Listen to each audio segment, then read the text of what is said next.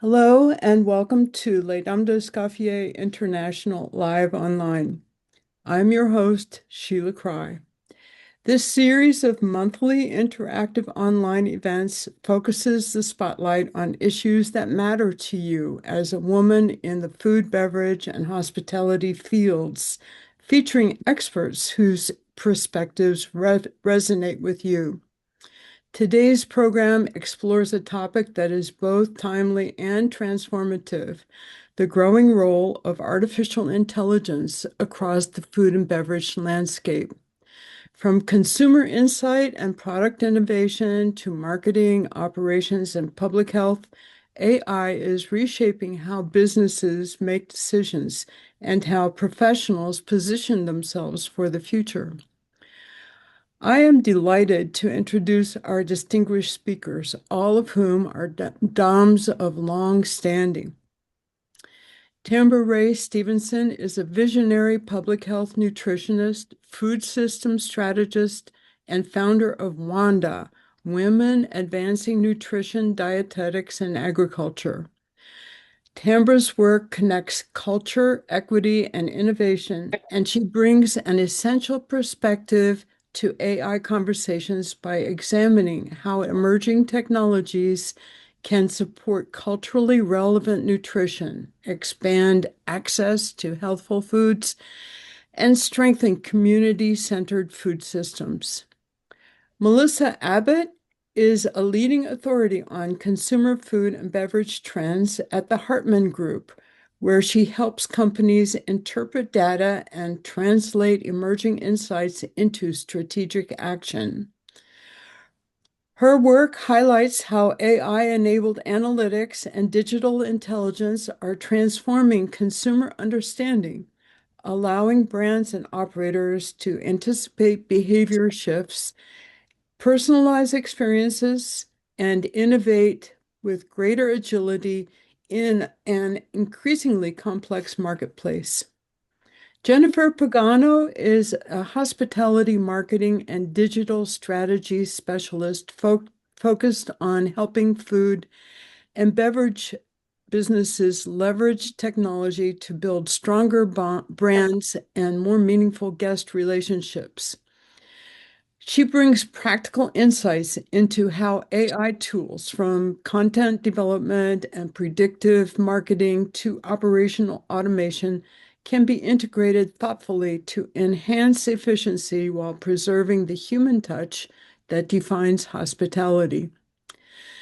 We are honored to have these three leaders with us today and look forward to a thoughtful and forward-looking conversation about how women across food, beverage, and hospitality industries can engage with AI in ways that are strategic, ethical, and empowering. And now it is my great pleasure to turn the conversation over to our moderator, Tambra Raye Stevenson. Thank you so much, Sheila. It's great to be here with everyone again. I was here with you just a year ago, and so I wanted to open up before we jump right into a quick icebreaker. I came across this article, and I shared it with our fellow Doms yesterday while we were preparing, but I wanted to start off with a quick vision check, not the eye chart, but the leadership kind.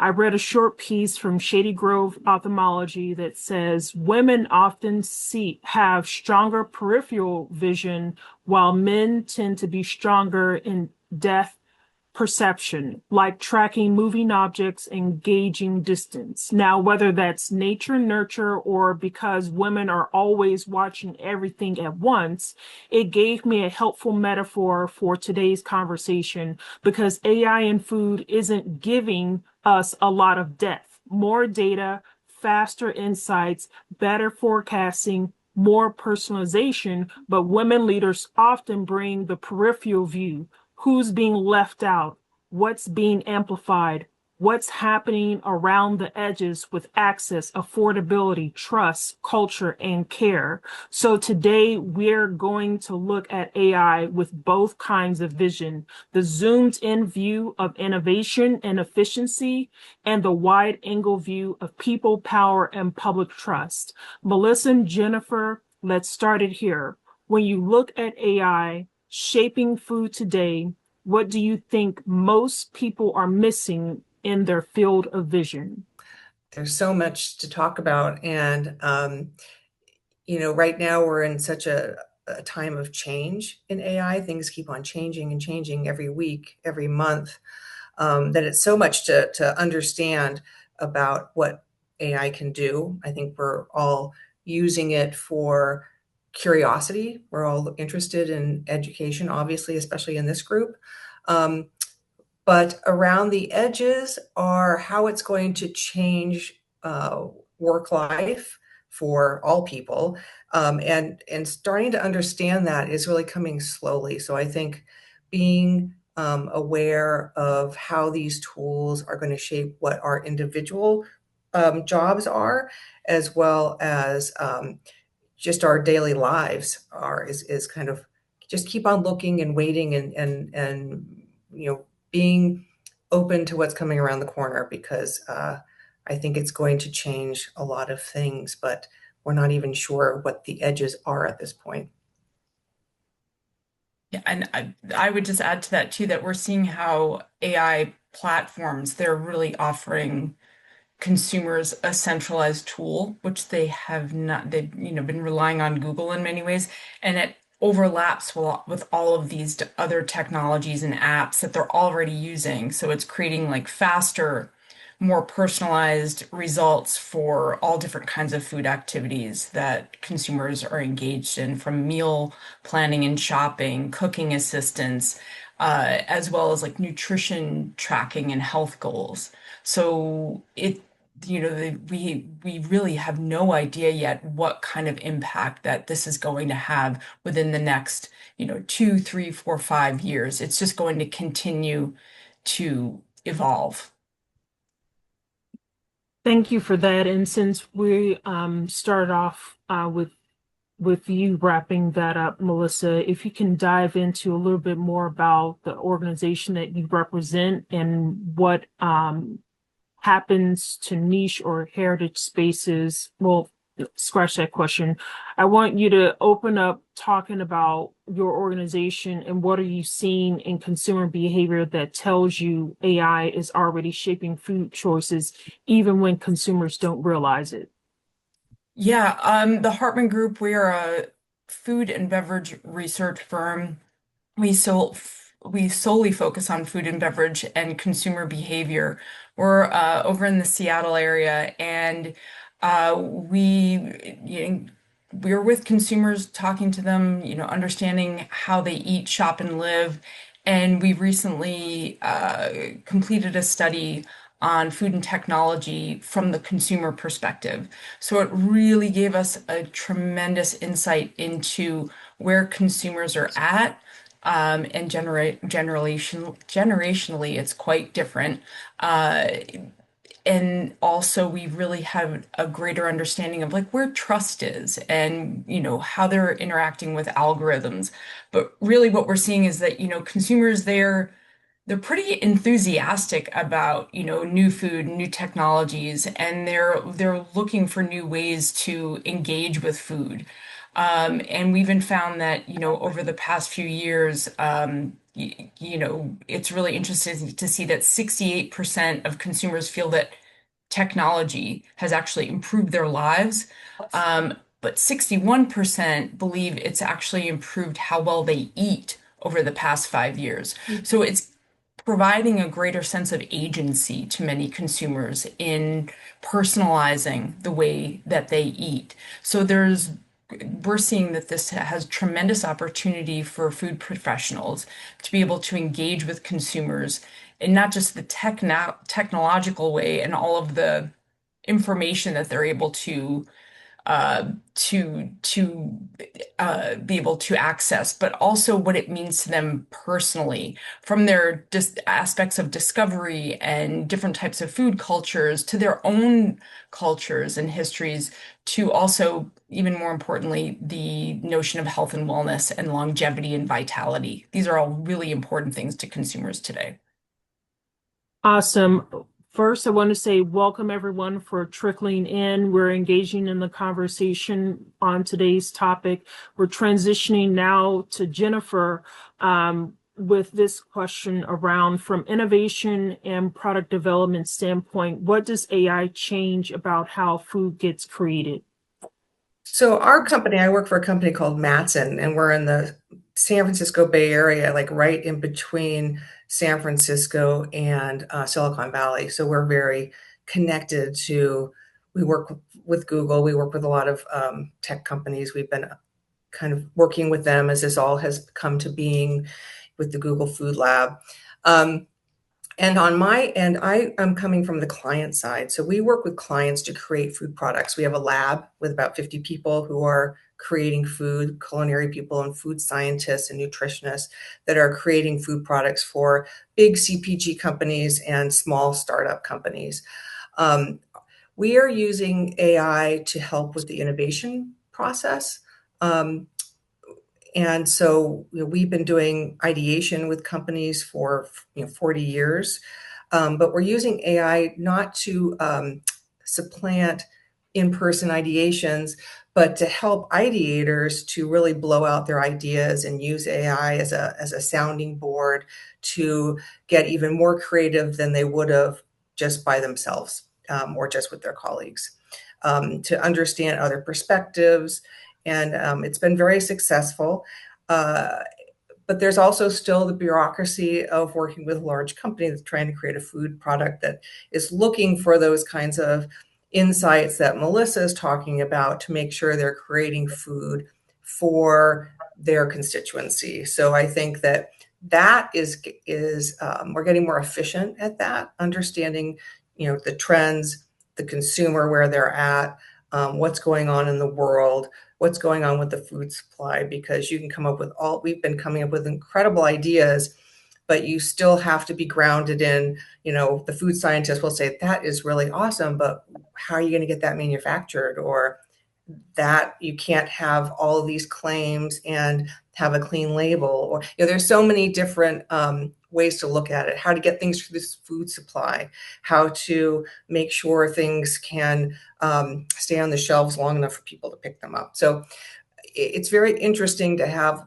all this creative output coming out of AI and working, from that perspective, but then kind of still understanding that we've got consumers who we need to keep in mind and other kind of guardrails. So let me just transition back with Melissa. Do consumers actually want personalization, or do they want recognition? That's a really great question, because what we're seeing, Tambra, is that consumers value information that's tailored to their personal preferences and interests. And they're concerned, though, about the lack of privacy and algorithmic echo chambers, and as well as like this lack of transparency and ethical guardrails. So that comes up for many consumers, and we hear more of that concern amongst the older generation, Gen X, older millennials, Gen X, and particularly, boomers, who there's a little bit less trust there, where we see the Gen Z consumers are really looking for more of they're accessing AI at a greater rate for food information that will help them with that personalization, whether it's if they're trying a new way, they're looking to increase fiber in their diet, what are the types of foods that would be pleasurable for them that they would like to eat, and preparation methods, brands. So we're seeing a whole host of different ways that they are really seeking that personalization that they haven't been able to necessarily access in one place before. So it's like this way of centralizing information, rather than, piecemealing it through a traditional search. Okay, and if we were to dive into flavor, because we know next to trust, flavor becomes the next quintessential ingredient in any recipe. And so for Jennifer, how is AI influencing flavor innovation right now, if you have any kind of crystallized example? That's an interesting question because there's a lot of information out there about flavor trends, what people are seeking versus what is going to be the next, Pantone color of the year type thing. Um, and what's important to understand is that, AI can't taste and it can't predict what people are going to like. So we actually have a quite strong program bringing consumers in to taste products. So that's one area I think that even though you can use AI to understand a lot of different types of ingredients and what's new on the flavor world, what's happening with, every single flavor house will tell you what the flavor of the year is going to be, and texture, which is really, really important to consumers right now. Mhm. Until you get people to taste it and professionals to taste it, it doesn't matter, right? I mean, you really, that person in the loop, the consumer in the loop, is very important when it comes to what flavors are going to succeed and what flavors are going to be accepted. I want to now switch gears on leadership. Let's shift based off understanding that because AI doesn't scale information, it scales values. Why is women's leadership especially critical in this moment? Well, I can say that it is particularly critical for women in the food industry. Uh, when we think about how, food culture is evolving, and then we're thinking about, content and engagement and storytelling, community building, right? This really becomes key to the food experience, to Jennifer's point about, taste and the personal value of a flavor. You need a human to be able to interact there. So we do see how consumers are already experimenting with AI in their food lives. And it's really important for women to be able to come in as the interpreter, if you will. So we have all of this information. We're just overwhelmed. It's a deluge of information. But being able to interpret that and be able to provide the integrity behind, what that story is. So that is where there is tremendous value and opportunity for us in the food industry to be able to be that docent, that guide, that interpreter, moving forward, and be able to provide the validity to the information that's out there. So even if you're a recipe developer, for example, making sure that your recipes are clear and consistent and they're easily identified. There's search engine optimization, the SEO is there. You want to make sure that you're very clear and consistent in all of your content that you're putting out there, because that's what AI is just basically trolling all of the available information out there. And so what they see as most clear and most evident is going to show up in AI search results. So the clear and more consistent, whether we own a brand, we're part of a brand, a restaurant, we want to make sure that we are showing up in a very, clear, consistent, we are the experts, right? We are the cultural experts here. Most Yeah, definitely. And Jennifer? no, I was gonna say I agree that it's there's no better time for mentoring, which is important for this group, than right now for people in all different parts of hospitality and any kind of food related business, because you know you can't rely on AI. You need to rely on us as experts, and that part of um, coming up in your career can be passed down and laid on top of the AI results. That, if you're creating a menu and then you have a great menu conversation with an AI chatbot and you come up with this great menu, well, there's someone that's got expertise at that company that can look at that menu and say, wow, that's great, but this isn't going to work in the same, you're not going to be able to get these two things out at the same time. You're going to be able to use your expertise to understand that. I think that's where Melissa's coming from, is that, we really need to make sure that we're mentoring the younger generation using AI tools, or anybody using AI tools, that you really need to make sure that our humanity comes through in our food and our product, whatever it may be. Most definitely. And for those in the chat, just share your thoughts about what do you think are the key ingredients for women to lead in AI in this food space. So as we shift towards like practical applications, and especially like I want to just open up and just ask you, what AI tool do you use just on a daily basis to collapse time and make life more efficient? Oh, lots of them. I use Chat GPT a lot, mostly because that's the product we use at work, and that I create custom GPTs for all of our clients. So that's an easy one. It's always open. We've created custom. We have a Chef AI, which is a collaboration of 40 different chefs that I can use at my fingertips to get food information. But Gemini is awesome for doing any kind of deep research on any kind of question, from food to what you're reading about, on your whatever books on your bedside table. I use deep research a lot in Gemini, which is really great for any kind of researcher. And there's all kinds of things, but those are kind of the two that I use on a day-to-day basis to help me cook and help me organize my to-do lists.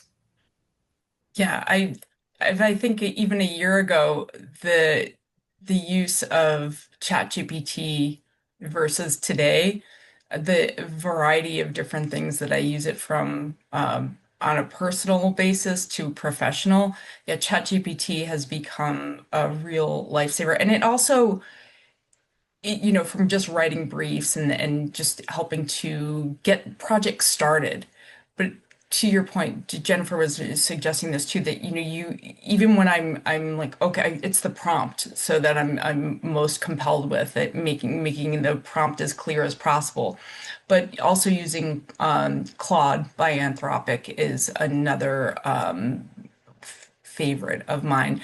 But we also have within our research, there are vendors that we use that have customized AI services within the programs that we're using. We do a tremendous amount of qualitative research with consumers all across the country. And it cuts down the time that we are actually having to go out and go into people's homes to the extent that we used to. Now we can talk to more people, more consumers, and get more input. And the AI tools embedded within the research platforms that we use have been incredibly helpful. Again, not replacing, but they're helping us to gather more insight, essentially, that then we as humans, we have to go in and decipher all of that too. So many different things, from cooking to for my own personal use too. But I have to say though, like learning how to ask the right question the right way, it takes a little bit of time to kind of, learning curve there. But I think that's part of the journey as well. And it's a Most fun journey, definitely. trying Yeah. to figure out, trying different questions to see what you're going to get. Like, oh, nope, that's a dead end. Better rethink that. Exactly. Like I would say today when I head to the gym, it's like I'm plateaued at this weight. I want to have I'm not even thinking beach body, just a better body than what I have. And so I just put in my data from Function Health into ChatGPT and then say, like, what do I need to do at Planet Fitness in the next I don't even put a date or time on it, but what do I need to do to reach this goal if it's a 20-pound weight loss or whatever, and then just let that bad boy fly off at the handle and then go in and say, based off my diet preference, aspirin, how can I add that into like a meal plan, and what kind of additional elements should I consider besides diet and exercise? And it'll give me recommendations because we know we have hormonal issues going down and the cortisol. So it's factoring all of the things. And no, it is not a substitute for my dietitian friends out there. But in the crunch time when I can't get a hold of one of y'all, this is going to be the middle of the road to help motivate me to stay the course. So that's just one way I've used it in real time. So if we were to kind of bring it home for the chefs, the founders, the product developers, and the menu creators listening, what is the one thing that they should start doing differently tomorrow? It could be a mindset shift, strategic action, a cautionary tale. I would say try things that you wouldn't think AI could do. I mean, I wouldn't have thought of that, Tambra. Thinking about weight goals and diet. I mean, that's a new one for me. It's like, wow, that's fantastic. But trying things like that, trying, I use AI a lot we were talking yesterday about procrastination. I've got 1,000 things on my mind. I'm not sure where to start, or I've got a project I need to start. I'm procrastinating, having kind of conversations. So understanding that you can use AI for different things, but that you also need to learn what things aren't going to work so well. So experiment with different models, just experiment, as well as be very careful about the information that comes out. You are the expert, you are in charge, you're in control. Make sure you're reading it all through carefully and making sure that it's that it's correct, that it's correct, because sometimes it's not correct. So I would say that's my caution, and that's my advice.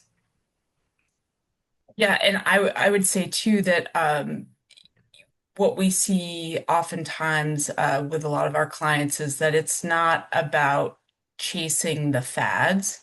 It's a very appealing opportunity to say like, oh, this latest thing is, how can we get fiber into everything? What else can we do to add protein? Or how can we, leverage GLP-1 interest?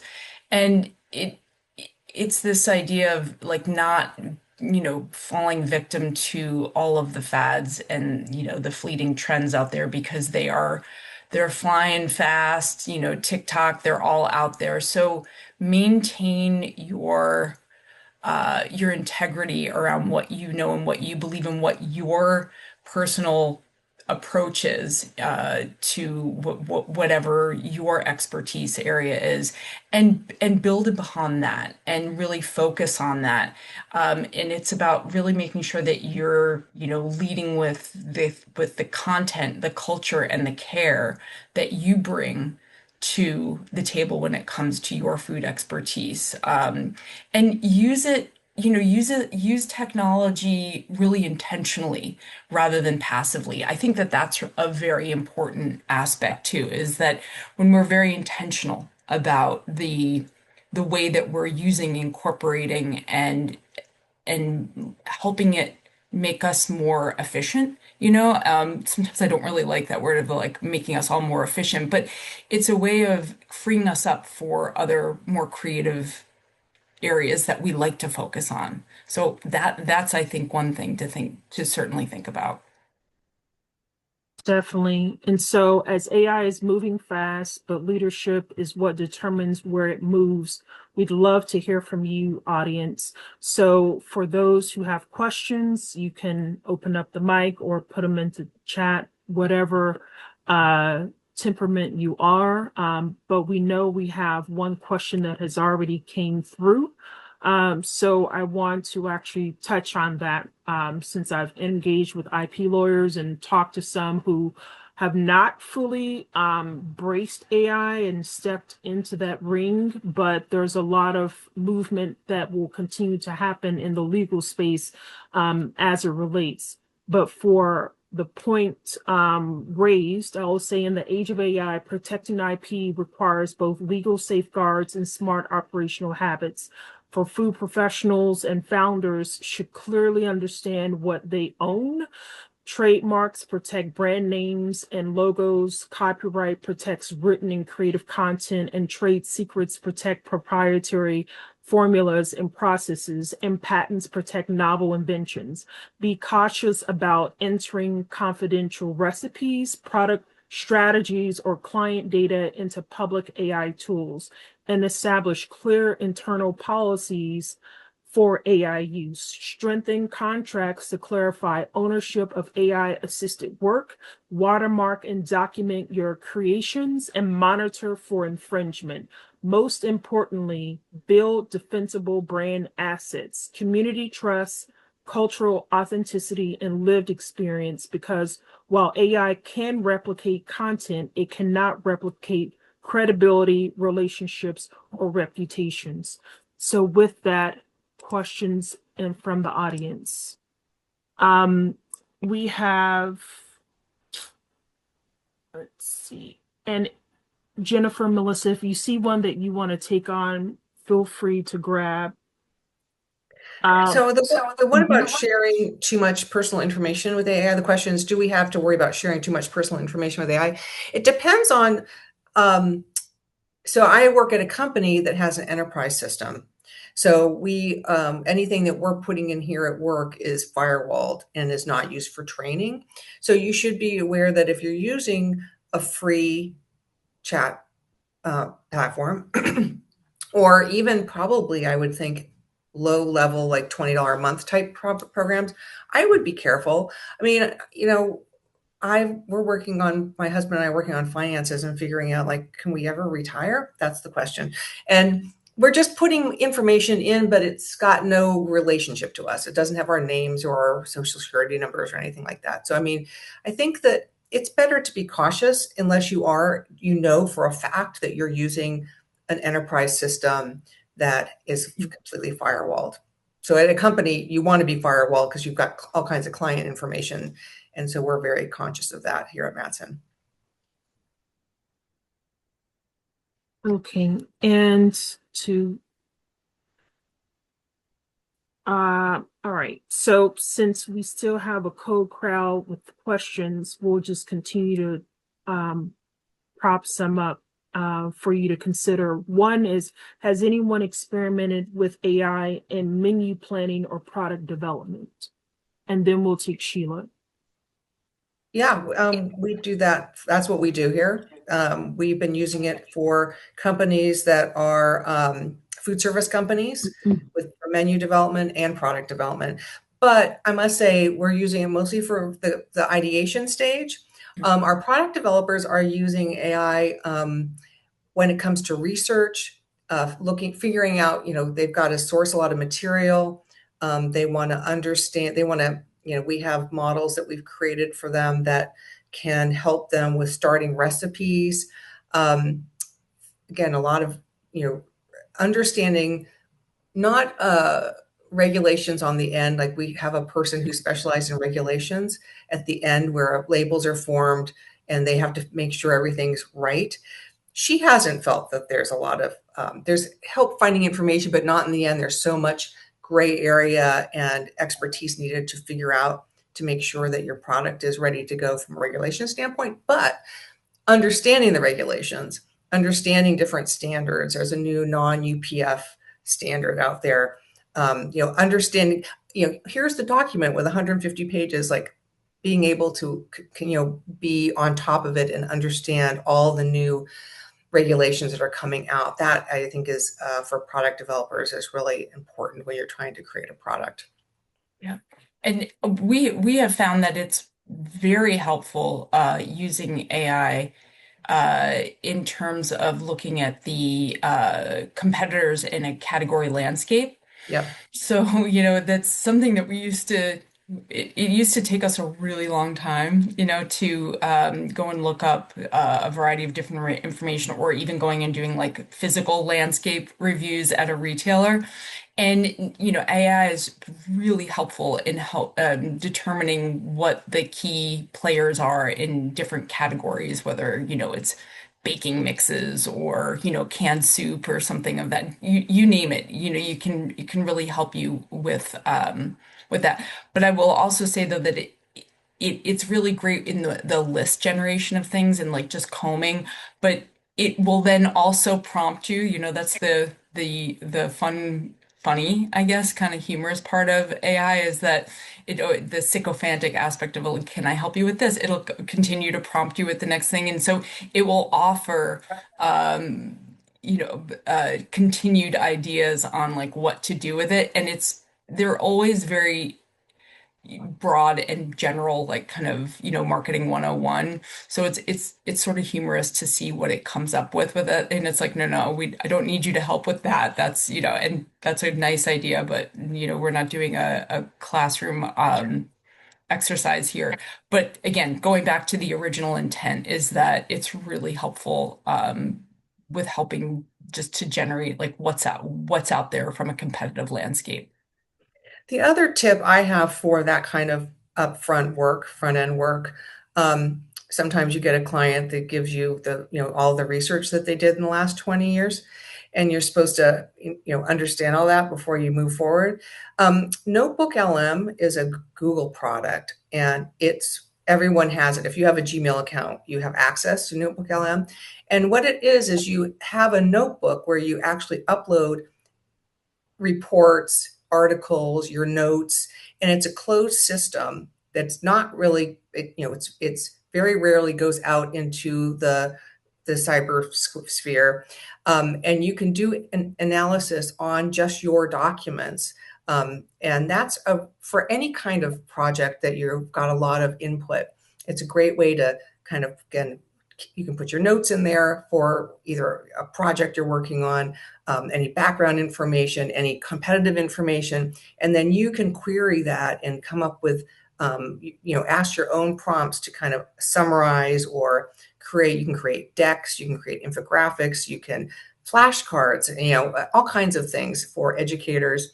And it's a closed system, and that's a really helpful thing for front end work also, or any kind of, personal projects too, or any kind of projects you're doing. You're reading a book, you're doing whatever you're doing to kind of get your someplace to put all your stuff, and then actually to be able to draw information from it. Awesome. Sheila, then Linda. Jennifer, I know that Mattson is very well known for innovating new products for the market. And for the past 40 years or so, I'm thinking about snack foods in particular, been dominated by fat, sugar, salt, and it's had an effect on our collective waistlines. I just wonder if we could use artificial intelligence to create irresistible, healthy snack foods. Wouldn't that be great? Yes, we can. But then the question is like, what company is going to take it to the next level? There's a lot of companies out there. We work with tons of companies that are working on clean label. We do a lot of work for companies that are we're figuring out color, natural color alternatives for artificial colors. We are working with a lot of companies on that. We're working with a lot of big companies to reduce sodium.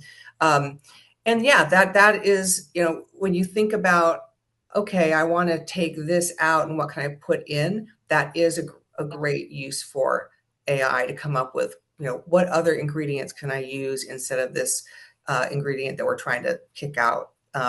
So we do that all the time to try to figure out how to clean up labels and hopefully clean up our snacks. Yes.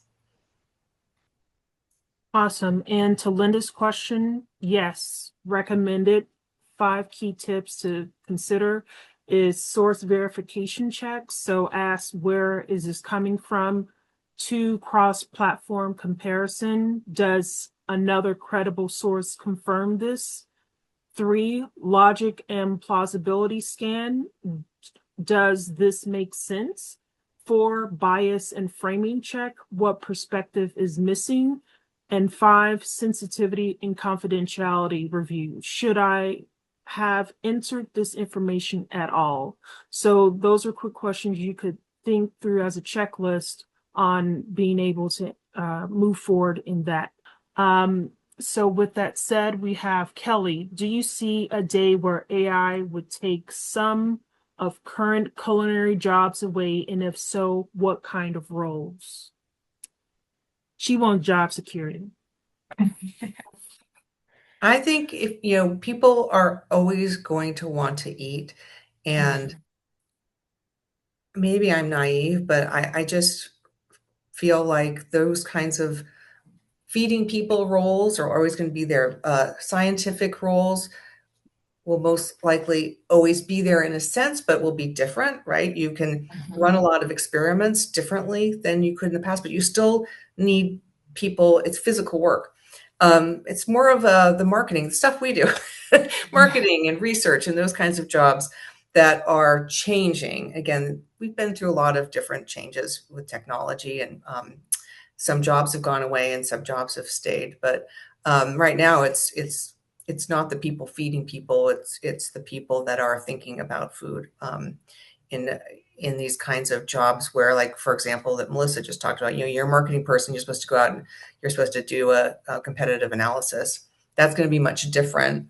But on the other hand, some of these types of things you can do for efficiency leaves you open to be able to do the thinking as the expert, the managing of the AI, the managing of all this information. I mean, if you think about all the things you've done in your job that are so repetitive or so time consuming that you always wish you had time to get better at your job, or read all those articles that you've put away someplace that are piling up, you haven't had a chance to read, all that kind of stuff to make you more of an expert.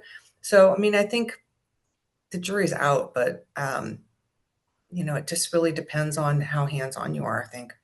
Melissa, what do you think? Yeah, that's exactly right. And it's about honing your expertise too, because the culinary jobs that, have potential to go away, those tend to have more of an automated aspect to them in and of itself. Um, so when it comes to food, it's very personal. It's something that I think of this as an example where uh, Amazon Go. It started here in the Seattle area, so I remember going there the first day that it opened. I waited in the long line, and it was really exciting. You could go in and just grab things off the shelf and leave. Of course, you had to enter your credit card information with the app and all that ahead of time. But what was lacking over time, and going and visiting a number of the other Amazon Go, so it was really compelling from a technological standpoint, but it completely lacked human connection, right? It lacked that the passion around food, around the joy of what food and culture coming together, and commensality, eating together. It completely lacked that, and now we see that they've done away with all of the Amazon Goes, and they're going to be focusing all their attention, Amazon, on Whole Foods. So going back to the market, right? That the retailer that it was much more about the joy and the celebration of food. So I think that just using that as an example is a good it's a good guidepost for us to think about, making sure that we're continuing to engage with people from the aspect of care and uh, connection, because AI can't provide that. It just can't. I think if Julia Childs and MFK Fisher was here, they would bless and say you are absolutely right. There are 2 lanes that we can definitely say that AI is creating in this culinary space. One is the industrialized food automation that was kind of already there. My first job was McDonald's. So think about the line cooks, robots replacing that. I've seen that already in action happen, not at the mass scale. And then you have, to your point, Melissa, around human-centered culinary experiences. So think of those who are in the community food lane, who are our educators, those who are bringing supper clubs together. And so, shameless plug, we're doing one with the students at American University this Friday, a sisterhood supper in honor of women who've been food activists like Georgia Gilmore. And so those sorts of experiences that anchor belonging at a time when spaces are creating disconnection and loneliness, food becomes that secret ingredient that can bring us together. And so that's what we incorporate in our work at WANDA. And so I do acknowledge that as well. The other part is those who are chefs. I don't see your job being impacted. Those maybe who are doing some recipe development partially.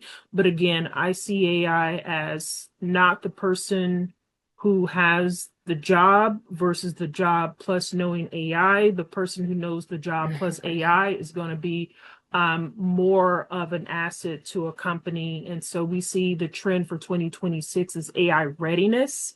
And so if we go on the bell curve of where are you a laggard? Have you moved to being an innovator? That is the shift that we want to be able to see, because it will be the difference of just upping your skills. With that, do we have any more questions? As you populate more questions into the chat, I do want to share my points on this topic as well, right after Linda. Any targeted thoughts for food growers, those of us at the soil level? Wow, I love that question. I love that. Because we all know it begins with the soil. Everything, it all begins with the soil, right? And it's interesting because at the Hartman Group, we've been studying approach to sustainability for over 20 years. And our most recent sustainability study, we set out to say, like, okay, do consumers care about sustainability anymore? Like, we've gotten to that point. And what we found is that they're, and I'll try to make this response as succinct as possible, but essentially, we found that consumers were really tired of the language of sustainability, but they were looking for, and they're seeking companies, growers, restaurateurs, every aspect of the food industry. They're looking to engage with and spend their money essentially where there's care imbued. So less performativeness, because we see that consumers can see right through it these days. Like one consumer said, if you're going to say you're doing something, if you say you're regenerative, I want receipts. I just don't want to see regenerative on the front of a package. So essentially, how when it comes to soil, it all begins there. What's the story? How can you? It's such a great opportunity to be able to leverage AI and to use social media, like different ways that you can engage with your audience about how you grow things, what the process is like, what the seasonality is like, the locale, the terroir.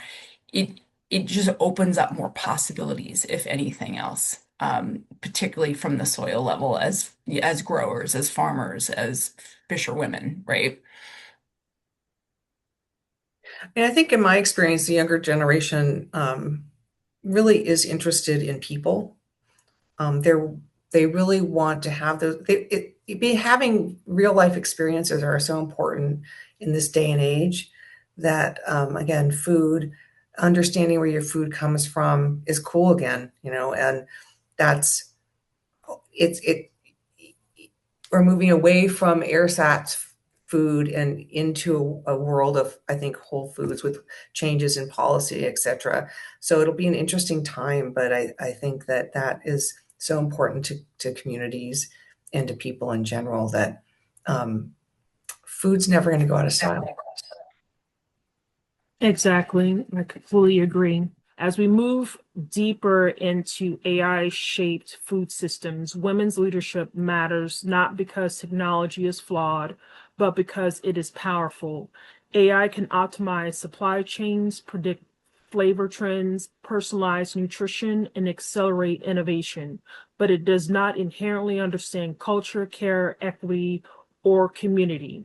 Food is not simply data, it is identity, memory, labor, and belonging, as we just shared. And women in food have long carried the invisible work of nourishment, balancing budgets, managing households, mentoring teams, preserving traditions, and building trust across generations.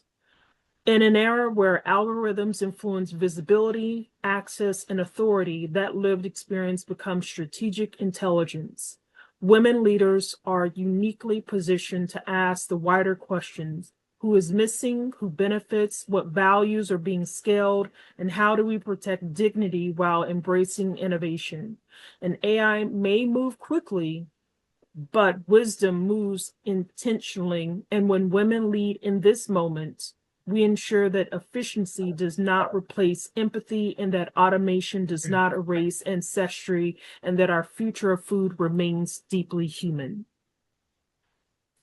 So with that, we have Stephanie with another question of what are some good uses at home? From the Where's food Mater when we perspective? need it? Yeah, from the food perspective or just anything under, under the sun. If you, for example, like if you need buttermilk for a recipe and you just don't have any buttermilk, you go, hey, okay, what are the ratios? You go to, plug it into AI, like recipe conversions. You've got a recipe, you want to it'll do the conversion for you very quickly. There's just so many important ways. I've used it where I've taken a picture of my front front garden area that needs some replanting, and I just said, hey, tell me what I can do here. And oh, I mean, I would have had to have paid a landscape artist Wow. a significant amount for, and it asked me, do you want native plants? Do you want, and then it provided me with like a what to do throughout the year on when I should be, watering and pruning and all this kind of stuff. So I just thought that's fantastic. I really appreciated that. And I love somebody said Christmas cards with my dogs. Yes, that is something else that I've done. It is, Christmas cards with my pets, and there's just so many fun things you can do with it too. I mean, it's just for fun too, like pop in stuff about your, astrological sign, just there's so many different things that are super fun. Have fun with it. I think that is one of the most critical aspects too, is, how can you have fun and to organize things that are just a pain in the, just tiresome. Yeah. I mean, but food wise, also, I use it for, over the Christmas holidays, planning menus, having my new in-laws over, or my son's getting married. So like having the fiance's parents over for cocktails and dinner. What the heck am I going to make? And coming up with different ideas like, oh, I have an idea for, some kind of a tapas menu. And, you can kind of work through those kinds of problems. And I think that we're talking amongst ourselves when we were getting ready for this about health, understanding all those, blood tests that you don't really understand what the heck they are. Those kinds of things are kind of lead you on, give you the right questions to ask your doctor. I also use it a lot. There's something called Twin Mind that was created by some Google guys, and I think they actually are guys that you can you can record things like meetings and such, and it'll give you a to-do list at the end, which I think is really helpful. There's a lot of products like that. I think even Google Meet and Zoom probably have that built in. Having all this talk and then be able to quickly understand what you need, what are your takeaways and what you need to do next, I think is really helpful. Even with home, going to doctors with parents, great. make sure you record it so then you can kind of talk to them about it, those types of things. So many things, and cooking especially. Most definitely. And for me, over the holidays, when I was find myself looking at what new creative products can I make, whether it's wrapping paper or whatever. And so the beauty with the technology is learning like, oh, I can stick this pattern, for instance, like my wallpaper, and then say, make some mock-ups of how would this look right, with a kid with a Christmas gift under the Christmas tree. And so voila, it makes it so you can visualize like what that end product would look like if you were to have a consumer product for sale for the holidays. So there's so many different ways to think about leveraging the tool, and I'm maximizing its full potential, and constantly educating myself, and enrolling in classes. And so I think that's the other part to this is that there are a number of podcasts, Substacks, as well as YouTubers that you can follow and keep up with trends. We put that into the resource guide, as well as some prompts that you can consider using just to play around with when it comes to menus or whatever, to just test drive the technology if you haven't already. And then we've recapped some of the key takeaways that we share today also in the document for you to take with you. So feel free to ask any more questions in the last 4 minutes that we have. Ashley had a note, be careful recording. In many states it's illegal. It's like, yes, it is. I'm in one of those states, California. You need to ask before you record people. Good point. Well, thank you, Tambra and Jennifer Thank you. and Melissa. This has just been so enlightening. We appreciate you all. Thank you so much. Before we close, I'd like to tell you about what's coming up on Live Online on March 16. The event is called Plan with Purpose, Unlocking the Full Value of LDEI Las Vegas. It will be a preview of the LDEI conference in Las Vegas on April 6, 15 and 16, and it will feature speakers LDEI President Marilyn Freundlich and Conference Committee Chair and past LDEI President Jennifer Goldman, and others. Learn more about the beautiful Cosmopolitan Hotel's amenities and learn how to make plans with your friends and colleagues using the guidebook app. There will be a pre-conference business development workshop, educational sessions, and the Woman of Purpose dinner honoring the great work of past LDEI President Haley Mattson Mathis. Pencil it in on your calendar. The details will be coming soon to your inbox. Thank you for joining us today. We look forward to being with you again on March 16 and hope you will join us in Las Vegas in April. I'm your host, Sheila Cry. So long for now. Thanks, Sheila. Thanks, everybody. Thanks, everyone.